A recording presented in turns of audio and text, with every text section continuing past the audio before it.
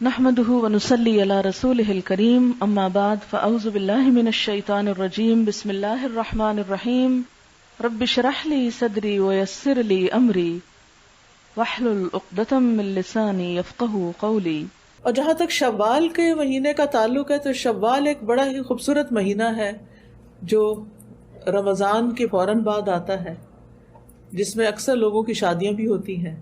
پھر اسی طرح حج کے مہینوں کی ابتدا بھی شوال سے ہو جاتی ہے، حاجی تیاری شروع کر دیتے ہیں، فلائٹس شروع ہو جاتی ہیں اور شوال میں سب کا رجحان حج کی طرف ہو جاتا ہے۔ اگر کسی کا اعتکاف رہ گیا ہو تو اس کی قضا بھی ہو جاتی ہے اس مہینے میں، یعنی کوئی رمضان میں اعتکاف کرنے والا تھا نہیں کر پایا تو شوال میں کر لے۔ یاد رکھیے شوال کے روزے سنت ہیں یا مستحب کہہ لیں، واجب نہیں، اور ان کی فضیلت بہت زیادہ ہے، اجر بہت بڑا ہے، کیونکہ اگر یہ 6 روزے رکھ لیے جائیں رمضان کے بعد تو مکمل سال کے روزوں کا ثواب ملتا ہے۔ پھر اسی طرح شوال کے روزے رمضان کے روزوں میں کمی بیشی کا عوض بھی ہیں۔ کیا مطلب اس بات کا؟ اگر رمضان کے روزوں میں آپ سے کوئی کوتاہی ہو گئی، روزہ رکھ کے آپ کے منہ سے کوئی ایسی بات نکلی تو ایک طرح سے کفارہ بھی ہے ان کا۔ حدیث میں آتا ہے قیامت کے روز بندے سے سب سے پہلے اس کی نماز کا محاسبہ ہوگا، اگر وہ ٹھیک رہی تو کامیاب ہو گیا اور نجات پا گیا، اور اگر وہ خراب نکلی تو وہ ناکام اور نامراد رہا، اور اگر اس کی فرض نمازوں میں کوئی کمی ہوگی تو رب عز و جل فرشتوں سے فرمائے گا دیکھو میرے اس بندے کے پاس کوئی نفل نماز ہے، چنانچہ فرض نماز کی کمی کی تلافی اس کی نفل سے کر دی جائے گی۔ پھر اسی انداز سے سارے اعمال کا محاسبہ ہوگا کہ رمضان کے روزے میں اگر کوئی کمی بیشی ہو گئی تو وہ یعنی شوال کے روزوں سے پوری کر دی جائے گی۔ پھر یہ قضا جلدی ادا کرنے کا مہینہ بھی ہے۔ جو شخص یہ چاہتا ہے کہ وہ شوال کے روزوں سے پورا فائدہ اٹھائے، وہ کیا کرے گا کہ اس سے پہلے میں جلدی سے اپنی قضا پوری کر لوں، تو اس طرح قضا بھی ٹائم پر ہو جائے گی، ورنہ تو سارا سال لڑکتی رہتی، اچھا ابھی رکھتے ہیں، اور جتنے ہم رمضان سے دور ہو جاتے ہیں اتنا ہی روزہ رکھنا ہمیں انتہائی مشکل کام نظر آتا ہے۔ تو جو رمضان کے بعد شوال کے روزے رکھتا ہے وہ اس اجر کو پا لیتا ہے جو ان کے ساتھ وابستہ ہے۔ لیکن یہ یاد رکھیے کہ قضا روزہ اور شوال کا روزہ اکٹھا نہیں کیا جا سکتا کہ مثلا آج میں نے روزہ رکھا اور میں کہوں یہ میرا قضا بھی اور آج شوال کا بھی ہے، یہ نہیں ہو سکتا۔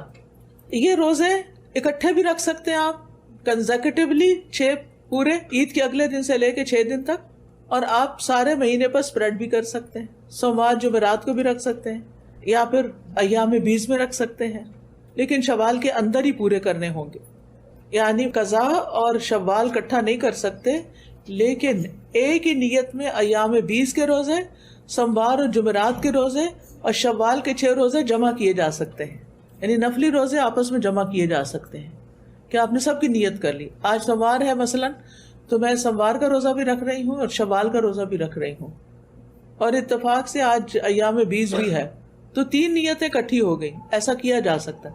لیکن فرض اور نفل اکٹھے نہیں ہو سکتے۔ جیسے آپ فرض نماز پڑھتے ہو یہ نہیں کہہ سکتے میں 4 فرض پڑھی ہوں اور 4 سنتیں بھی میری بیچ میں ہی ہیں، یہ نہیں ہو سکتا۔ اچھا، شوال کے روزے رکھتے ہوئے ہفتے کے دن روزہ رکھنے کی رخصت ہے، یعنی بعض لوگ یہ کہتے ہیں کہ ہفتے کے دن الگ سے روزہ نہیں رکھ سکتے، یہ حدیث ضعیف ہے۔ ہفتے کے دن بھی اگر آپ نے مثلا فرائیڈے نہیں روزہ رکھا، سنڈے نہیں رکھا، صرف ہفتے کے دن رکھنا ہے تو رکھ سکتے ہیں، اور جمعے کے ساتھ ملا کر بھی رکھ سکتے ہیں، اور اتوار کے ساتھ ملا کر بھی رکھ سکتے ہیں۔ اسی طرح اکیلے ہفتے کے دن کا روزہ بھی رکھ سکتے ہیں، اور ان میں سے اس میں کوئی حرج نہیں، کیونکہ وہ روایت ضعیف ہے جس سے حجت نہیں لی جا سکتی کہ ہفتے کے دن الگ سے روزہ نہیں رکھنا چاہیے۔ پھر اسی طرح یہ ہے کہ بلا عذر مؤخر نہیں کرنے چاہیے، ڈیلے نہیں کرنے چاہیے۔ اگر شوال گزر گیا اور آپ ذیقعدہ میں 6 روزے رکھ رہے ہیں تو اس کا فائدہ نہیں، وہ فائدہ نہیں ہوگا جو شوال میں رکھنے کا ہوگا۔ اچھا، اسی طرح ہر سال رکھنا واجب نہیں ہے، کیونکہ بعض لوگ کہتے ہیں اگر 1 سال رکھ لیے تو ہمیشہ رکھنے پڑیں گے، ایسا کچھ بھی نہیں۔ آپ جب چاہیں رکھیں اور جب چاہیں نہ رکھیں، اور بغیر عذر کے کوئی بھی نفلی روزہ چھوڑا جا سکتا ہے۔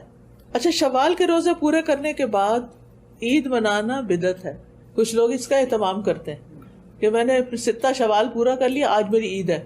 یہ کوئی عید نہیں ہے، نبی صلی اللہ علیہ وسلم یا صحابہ نے ایسی کوئی عید نہیں کی۔ یہ دین میں ایک نئی بات نکالنا ہے، ایسا نہیں کریں، کیونکہ عیدیں تو بس 2 ہی ہیں ہمارے دین میں، لوگوں نے ایک تیسری بھی بنا لی، عید میلاد النبی۔ اس کی بھی کوئی حیثیت نہیں. اور یہ ستہ شوال کے بعد بھی عید منانا، اس کی بھی کوئی حیثیت نہیں.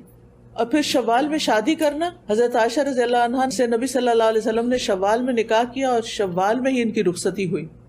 تو اس لیے کہا جاتا ہے کہ شوال میں نکاح کرنا مستحب ہے نبی صلی اللہ علیہ وسلم کی پیروی کرتے ہوئے، کیونکہ جاہلیت کے زمانے میں لوگ شوال کے مہینے میں نکاح کرنا اور کروانا منحوس سمجھتے تھے.